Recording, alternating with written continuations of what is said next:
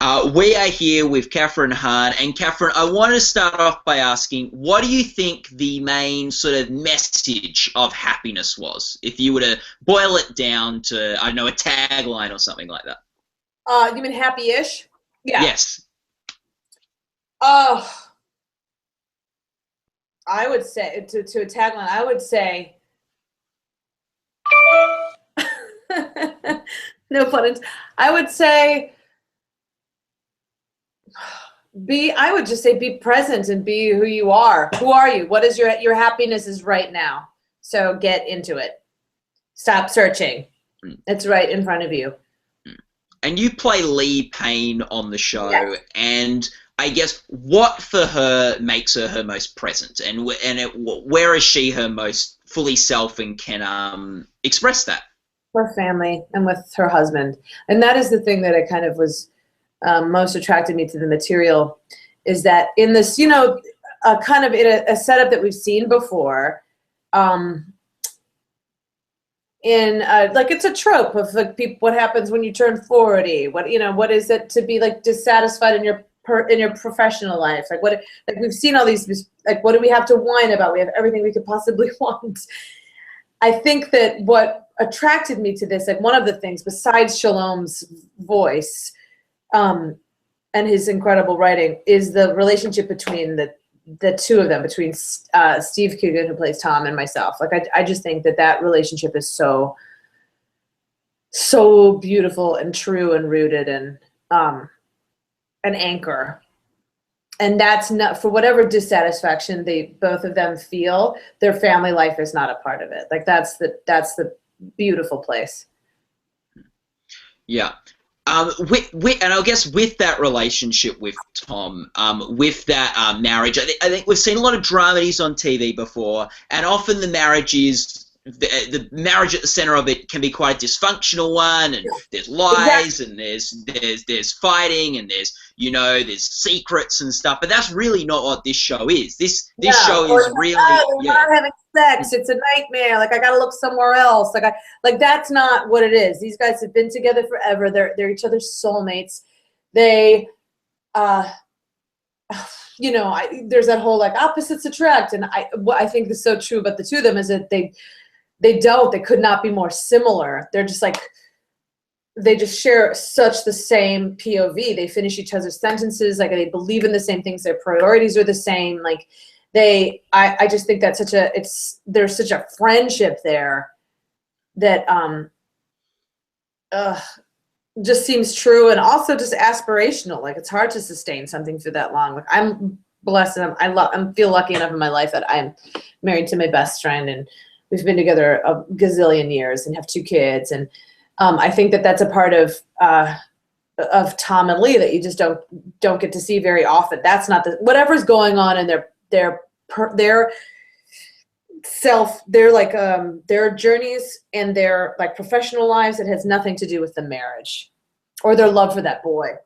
They have a little boy, Julius. Yeah, and like I guess the interesting thing is, like, there's so much else in the world and in the world of the show that frustrates both of these characters, but particularly yours. So, like, where I guess is your character the least happy-ish? I think she's the least happy when she is, when she's not able to be herself, when she feels beholden or tied to people that she doesn't want to be with, when she is when she feels that she's made to feel not enough as a mother or a wife or a woman or an artist or a human, when she feels, like we all do, when we feel judged, when we feel like, I think that that's when she's the least happy. And when she just doesn't feel like, she's such a truth sayer, for better or worse. It's not like, it's not like she's not a hypocrite. It's not like she's not a perfect person at all. And that's also what I love about her. But she, I think, is, when she doesn't feel like she is herself, it's like she is miserable. And I think that she does, like, she's got this like gnawing anxiety that's like, I feel like a lot of us experience. It's like growing and growing. And she's like, is it hormonal? Is it like what is happening to me? Like, is it, I have everything I could possibly want in the world, and yet something is gnawing at me. Like, what is that? And I think that's a really like a human and contemporary feeling. And I guess like the last episode is a particularly interesting one where you're sort of in this environment which you're not happy with. You're in the shopping mall, like it's the big. Oh, have you seen it yet? Yeah. Oh, I haven't seen that one yet. Oh, right. And you sort of like. Amazing Richard Kind. Yeah. It's Moses. It's Moses. Yeah. You're in the shopping mall. You're wandering. You're wandering the mall. And the you sort of, desert. It was an interesting episode for your character because it's one of the first, like, it's sort of, you're in an environment you're not happy in. You're not in that sort of refuge of the marriage, and you're not sort of, and you sort of in some ways learn to embrace that. And you learn like to like, what was that like as a character? Someone who has been up until that point so sort of stubborn to a degree, or? Yeah, no, that's a good call. I feel like I think that that episode really moved me, the shopping mall / desert. Absolutely. Of like something, I'm wandering the desert. Like, when will I get to the promised land? Like, what is the promised land? It's like it's like everything that we've been like kind of following up to that point is like crystallized in this story and in this like mecca of shopping where she doesn't feel like herself and she doesn't. And yeah, I think she's actually like much more well-adjusted, I think, than Tom, for sure. Because I think she's like trying to wrestle with like, I think that Tom gets stuck in a rut, and I think that she absolutely is wrestling with I have no business being this unhappy. Like, what is wrong with me? Everybody's an asshole, but they're not. She knows they're not. These are like, I just think that both of them are like parentless. They're like orphans. They've kind of abandoned their families of origin, and I think she like lets go in this episode. I think she can like let go and have fun and not feel like that everything has to be like weighted in these whys. Yeah. I love that episode. I love Richard Kind. I love the metaphor of the mall for like the desert that the Israelites spent 40 years in. Like, I think it's like this episode kills me. We've talked a bit about Steve Coogan and your marriage with him. What is it like acting sort of opposite him, and how do you get that, I guess, chemistry or dynamic with him going? I had worked with Steve before in we did a pilot years and years ago, in which I played his deaf ex-wife. And then we did and then with which I did not realize that British Sign Language is not, that the American Sign Language is not universal. So I got to London, I had to learn British Sign Language in like 2 days. So terrifying. I still remember bullshit. Which is international. Yeah. He's a gem. Like, so we met each other then, and then we did a movie together called Our Idiot Brother, which we didn't share any screen time together. And then, after the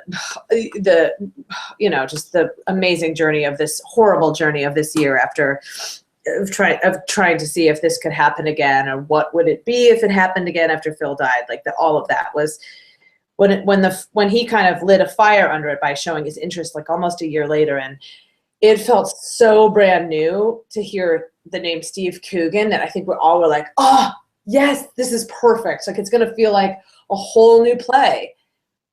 And he was so excited to jump in a way that was that he was excited about digging deeper than he's been able to, and in a while. And it was awesome, easy. Like, of course, it takes like a second, and doing the pilot was like, as crazy haunted as you can imagine, like redoing that pilot again. But it was, it was really, he's game, and he was open, and he's just an awesome bird. I dig him a lot. Yeah, and I guess like you were in a very interesting position and a very sort of surreal position, probably where you did have to shoot that pilot again.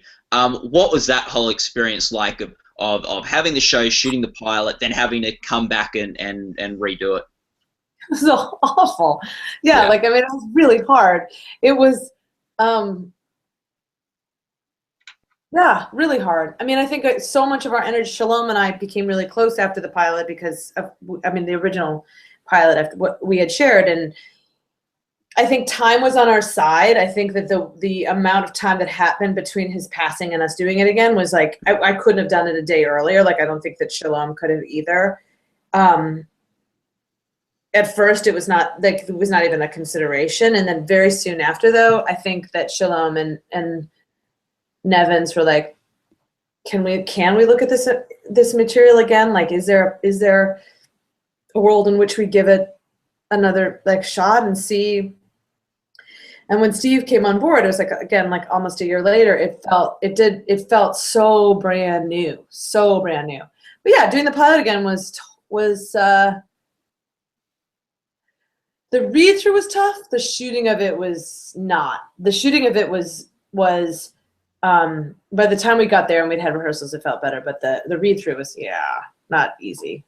Even though it was like a lot had been rewritten and reworked for Steve, and it was like it was just like, just to look across and see Shalom was like, wow.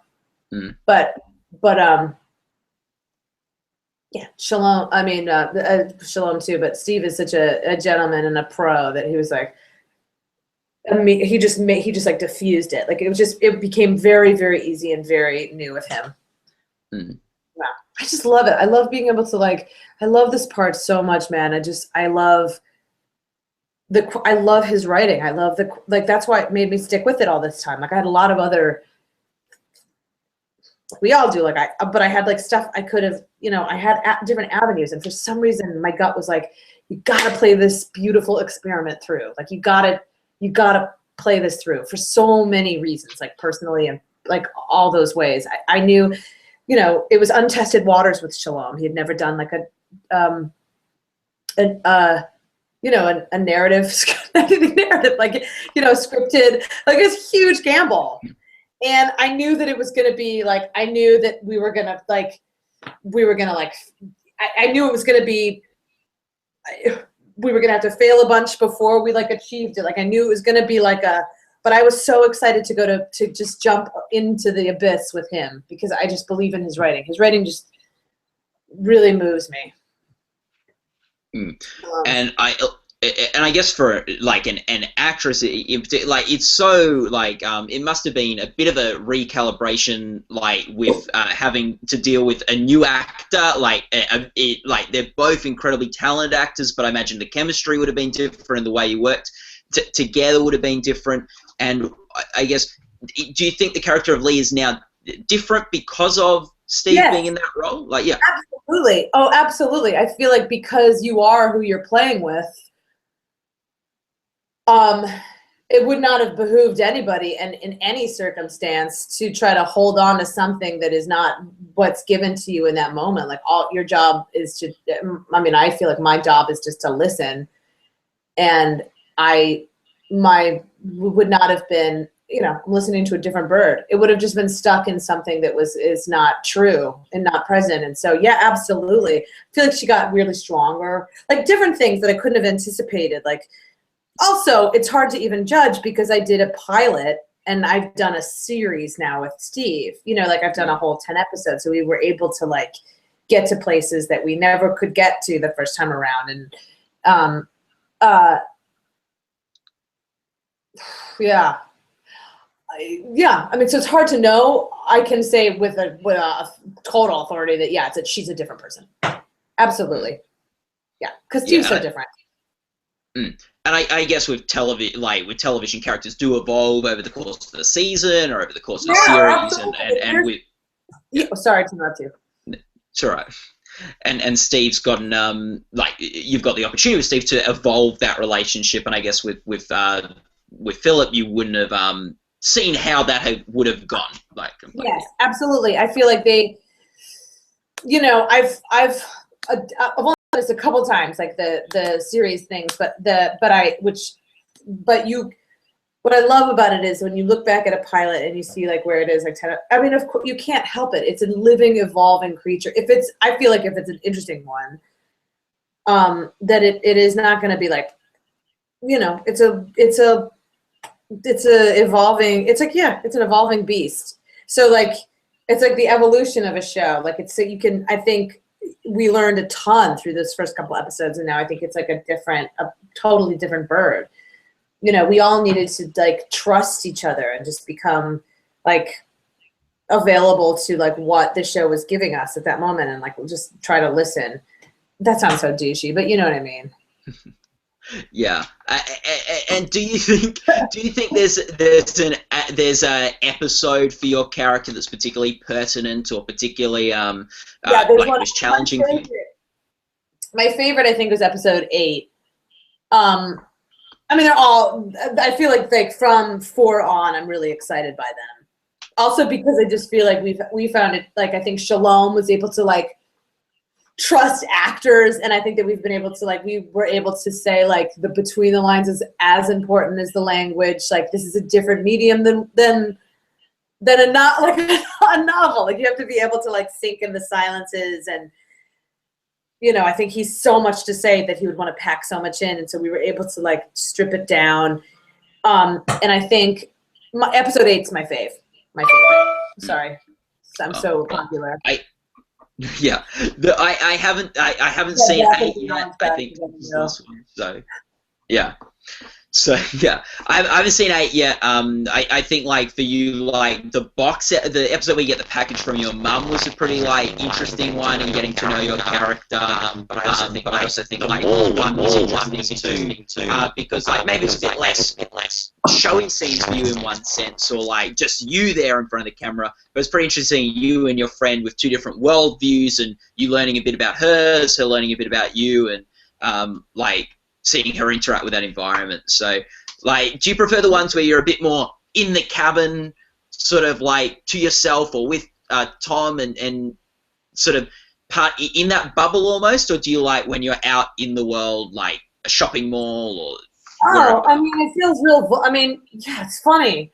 It feels real vulnerable when we're out in the world, but I really like it. I really, really like it. Like when I go to the school, any interaction I have there. Lee has like a series of freakouts in cars, which I really love. Those are like my favorites, almost my favorite scenes, is when she like is able to like just let it out in a car. There's an episode coming up where she's in a car, like she's at the school and she's free, you know, she just has to like let it out. And then she like hears something and looks over, and there's another mom just in a car doing this exact same freak out in her car. So you realize they've been like, yeah, no, absolutely. You want to get out of her. The house is her like safety net. That's her like den. You know what I mean? That's like where she like protects the cubs. And I feel like it's more fun to go out into the wild, just like and just have constant like feel like you're constantly on attack. So I think that as an actor is like the most fun. Yeah, absolutely. Yeah. And I'm excited. It's great because you finally see her reconciling with like not to give anything away, but there is like it's fun because she is able to go off on some children's movies like Frozen, for example. Oh, okay. Yeah, and then she's able to kind of go.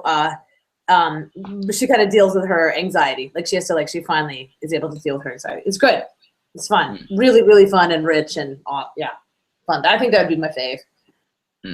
For sure. And the box too. The box also because it was like the first time the box episode is episode number 2, and I think it was like great to finally like crack out of pilot world and just like jump into the brand new like show, and that was really, really, really fun. And also to be like, how is this gonna work? All right, let's just jump as I'm talking to a box for an episode. All right, let's just jump in. And I think there was something really awesome about that like jump into who knows.